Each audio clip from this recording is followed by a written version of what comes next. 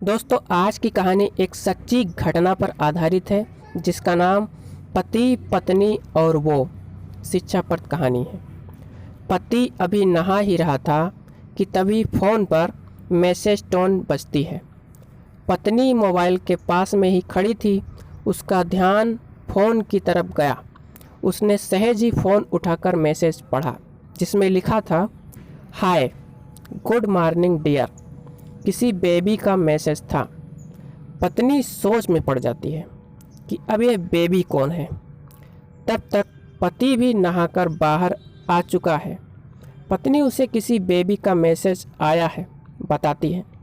पति मुस्कुरा देता है और फ़ोन उठाकर उस मैसेज का रिप्लाई करता है, hi baby, how are you, और अपने काम में लग जाता है।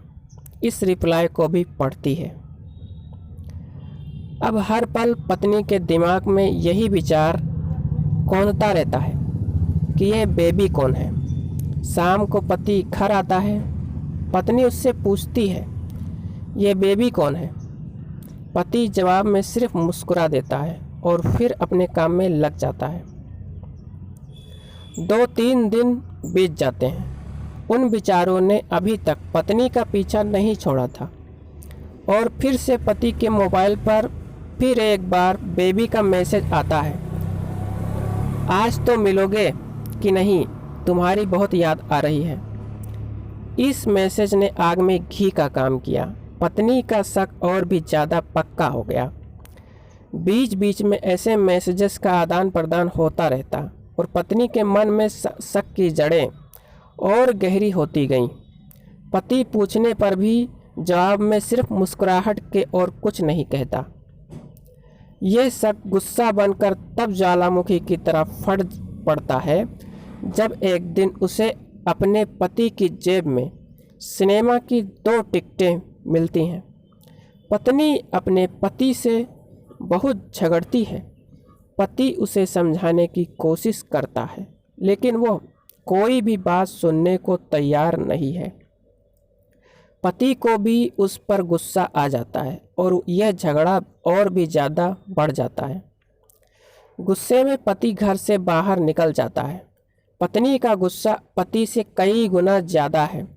तुरंत वो अपना सामान पैक करती है, एक चिट्ठी लिखती है कि मैं मायके जा रही हूँ हमेशा के लिए, और पति का घर छोड़कर चली जाती है।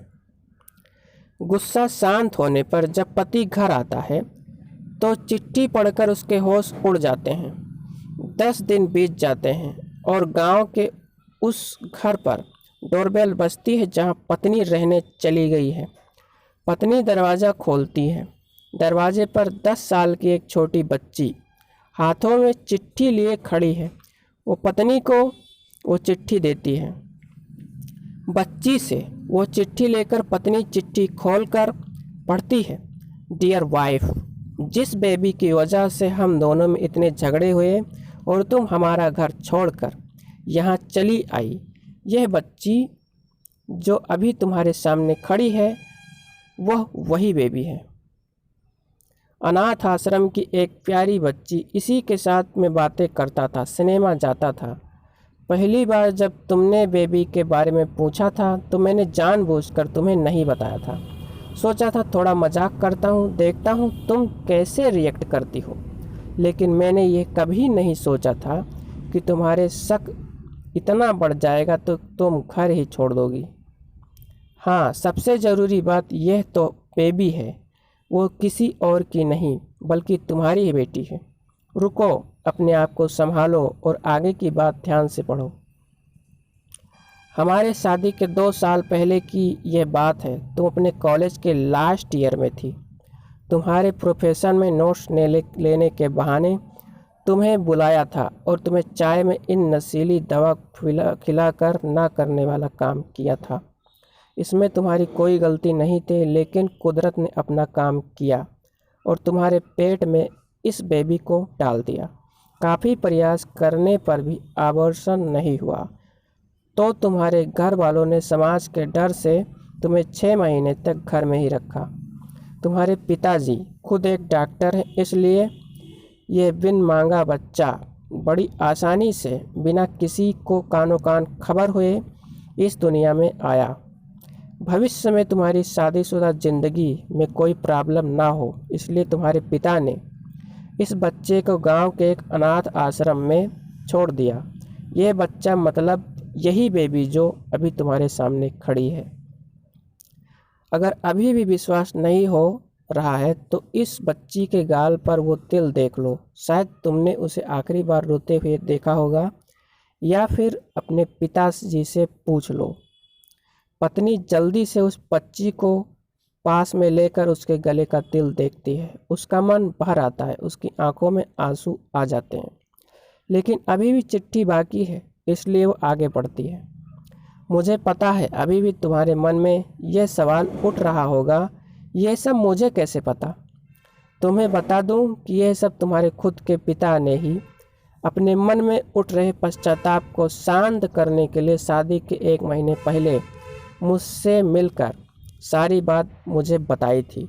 उन्होंने ये भी कहा था कि अगर मैं चाहूँ तो शादी से इनकार कर सकता हूँ।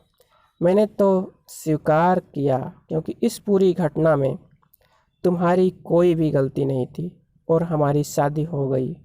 तुमने मुझे बहुत प्यार दिया, लेकिन तुम्हारे पिता से बेबी के बारे में जानने के बाद मैं उससे मिले बिना नहीं रह पाया। मैं बीच बीच में उससे मिलता था। उससे मिलना, उसके साथ समय बिताना मुझे अच्छा लगता था। कितनी प्यारी बच्ची बिना किसी गलती के क्यों सज़ा भुगते, बस इसीलिए मैं उसे थोड़ी सी खुशी देने की कोशिश करता था। बस मुझे इतना ही कहना था। अब अगर तुम फिर से अपने घर आकर मेरे साथ रहना चाहो तब और सिर्फ तभी गैलरी में आ जाओ। तुम्हारा और सिर्फ तुम्हारा डियर पति। बिना एक क्षण की भी देरी के पत्नी दौड़कर गैलरी में पहुंची और रास्ते पर उसका पति खड़ा था। उसके चेहरे पर मुस्कान थी, पत्नी की आंखों में आंसू थे।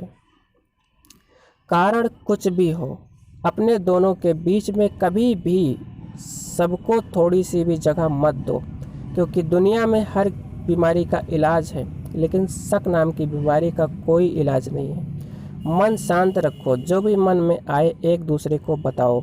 दोस्तों, ये वीडियो, ये कहानी अगर आपको अच्छी लगी हो तो हमारे चैनल को सब्सक्राइब करें, नोटिफिकेशन बेल को ऑन कर लें और इस वीडियो को ज़्यादा से ज़्यादा शेयर करें। ठीक है, अपने दोस्तों के साथ, अपने रिश्तेदारों के साथ, किसी के भी साथ। ठीक है, और हमारे टेलीग्राम चैनल को अभी तुरंत ज्वाइन कर लें। मिलते हैं अगले वीडियो में।